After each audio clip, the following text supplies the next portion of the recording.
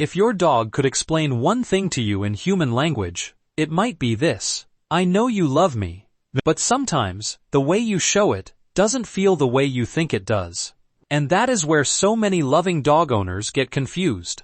Because the behaviors that feel affectionate to us, reaching out, calling their name, petting them, reacting when they get excited, interrupting them to cuddle them, can mean something very different inside a dog's nervous system. Not because your dog is distant, not because your dog is ungrateful, and not because you're a bad owner, but because dogs do not bond through human intention alone.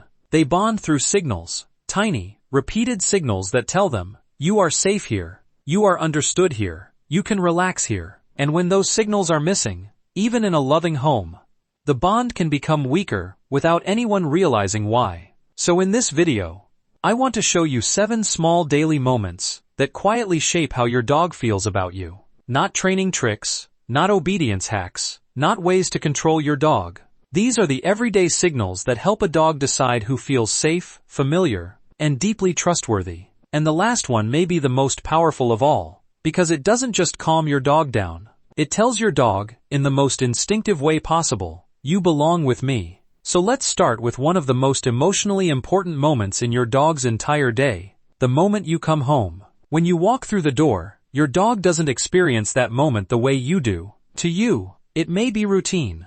You were out, now you're back, end of story. To your dog, it is not routine at all. It is the emotional release of waiting, the resolution of separation, the confirmation that the person they are attached to has returned. That is why so many dogs explode with energy at the door. The jumping, spinning, whining, tail thrashing, frantic body movement.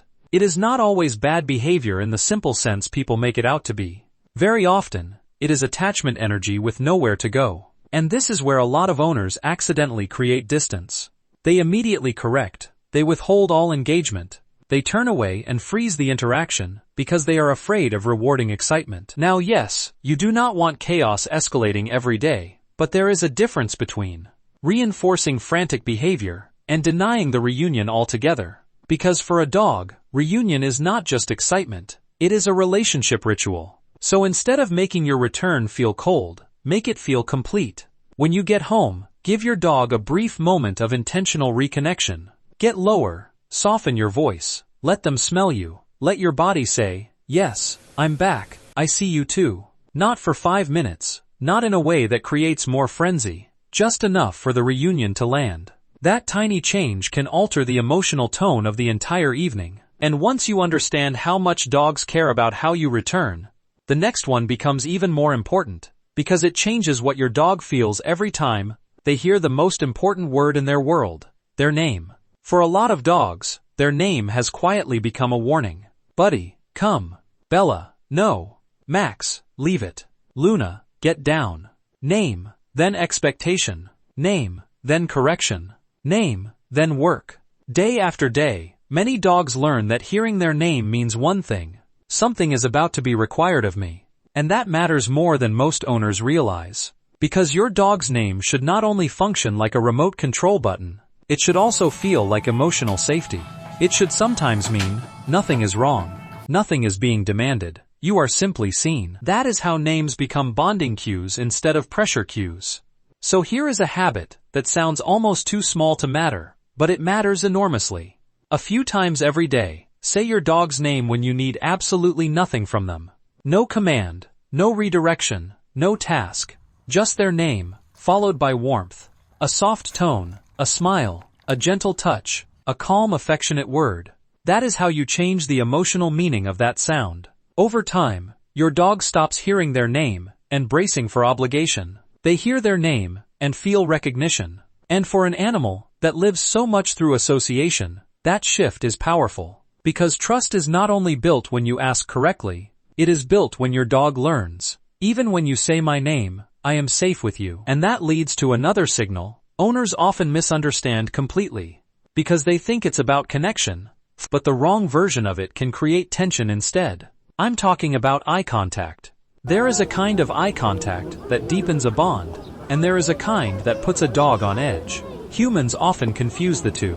We tend to think that long, direct eye contact always means closeness. That if we really love someone, we should hold the gaze and connect. But dogs are not built to read staring the way humans do. In canine communication, a hard, still, unblinking stare can carry pressure. It can feel confrontational. Even when love is behind it, the body language itself can feel intense. That is why some dogs look away, lick their lips, yawn, lower their head, or subtly disengage when an owner gazes too directly for too long. People think the dog is distracted. Often the dog is actually trying to reduce tension. But soft eye contact is different. Soft eye contact says, I'm calm, I'm open, I'm not forcing anything from you.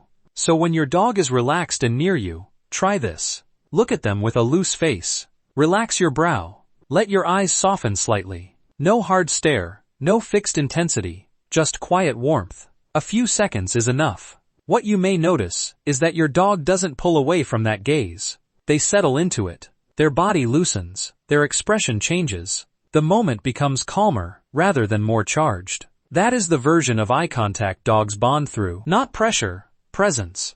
And if that sounds subtle, the next signal is even subtler, because it happens before touch ever begins, and most owners skip it every single day. Humans usually begin connection with hands. Dogs begin connection with scent. That difference matters. To us, reaching out and petting a dog can feel warm, harmless, automatic. But to a dog, touch is not always the first step. Information comes first. And dogs gather that information with the nose. Who is this? Where have they been? What state are they in? Is this interaction safe? Do I want to move toward it? That is what the sniff is doing. So when a person immediately reaches over a dog's head, or drops a hand straight onto the body without any pause, they can skip the very process that helps the dog feel oriented and comfortable. Most dogs tolerate it. That does not mean it is their preferred experience. So instead of beginning with your hand on your dog, begin with an invitation. Offer the back of your hand near nose level, without pushing into their space. Let them choose to come in and investigate. Let the nose do its job first. Then begin touch from places that feel less intrusive, under the chin, along the chest, or gently at the side of the neck, instead of dropping straight onto the top of the head. What changes when you do this consistently is not dramatic in a flashy way. It is subtle, but it is deep. Your dog feels less handled, and more consulted, less interrupted, and more included. And dogs remember that feeling. Because the animals we trust most are often the ones who do not rush us. Which brings us to something else dogs need from us. Not just affection, but engagement. Mental engagement.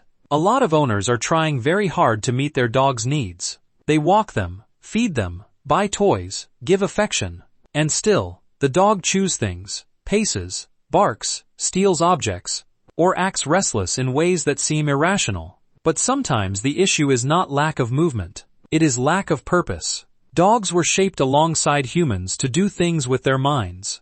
Tracking, searching, solving, discriminating, responding, anticipating, learning patterns. That kind of mental work does not disappear just because a dog now lives in a house. And when a capable brain has too little to do, it starts making its own assignments. That is when the problem dog label shows up. So one of the most bonding things you can do is not simply exercise your dog harder. It is to make them think with you. Hide part of their food and let them search. Teach them the name of a toy. Build tiny routines that ask them to figure something out. Use meals as opportunities for sniffing, problem solving, and decision making instead of only passive consumption. Why does this strengthen the bond? Because the dog stops seeing you as only the manager of their body. You become the source of challenge, discovery, and satisfaction. You become mentally relevant. And when a dog's brain lights up around you, attachment often deepens in ways people mistake for better behavior, when it is really something richer than that. It is engagement. Now here is where things get surprisingly emotional. Because one of the most powerful bonding moments with a dog does not involve stimulation at all. It involves what you allow them to protect, their rest. A sleeping dog is one of the hardest things in the world not to touch. They look peaceful, soft, perfectly vulnerable. You want to stroke them, kiss them, pull them closer, pick them up, whisper to them. And it feels loving. But from the dog's side, sleep is not just a cute moment you are observing. It is a biologically essential state of repair. This is where the nervous system resets. This is where the body recovers. This is where deep relaxation becomes possible. And deep sleep only happens when an animal feels safe enough to let go. That means every time your dog fully relaxes into sleep near you, they are making a decision with their body. This feels safe enough. When that state is repeatedly interrupted, even gently, the nervous system learns something too. I may need to stay partly alert here. That does not always create obvious fallout right away, but over time, some dogs begin moving to corners, under furniture, behind beds, or into more protected spaces for real rest. Not because they love you less, because they are trying to guard something important. So one of the kindest things you can do is unbelievably simple. When your dog is deeply asleep, let them stay there. Walk past, smile if you want, admire them from a distance, but let sleep remain safe. And what often happens is beautiful. When dogs wake fully on their own, they come back to you softer, warmer, and more available, because they are approaching from regulation, not from startle. And that sets up the final habit, the one that may change the meaning of touch itself. Not all petting feels the same to a dog. Some touch is stimulating, some is tolerated, some is pleasant but casual, and some touch reaches much deeper. Dogs in close social bonds do not just make contact randomly. Physical reassurance often happens in slow, calm, specific ways, especially around areas that are difficult for the dog to reach on their own. That is part of why certain forms of gentle contact can feel unusually regulating. Not exciting, not playful, regulating. And many owners miss this completely, because they only use the common human forms of petting, quick pats on the head, fast scratches, brisk rubbing, when the dog is already excited. That kind of touch can be fine.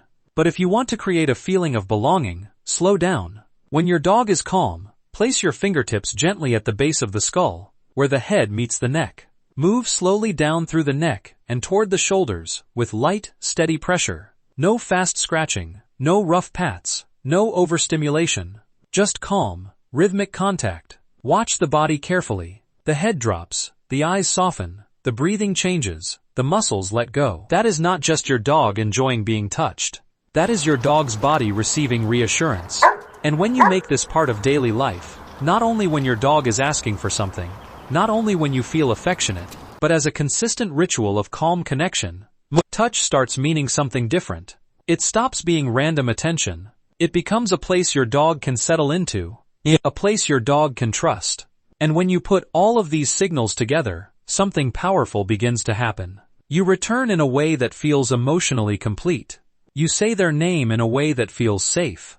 You look at them without pressure. You let their nose understand you before your hands do. You engage their mind, not just their body. You protect their sleep. And you use touch in a way that calms, instead of overwhelms.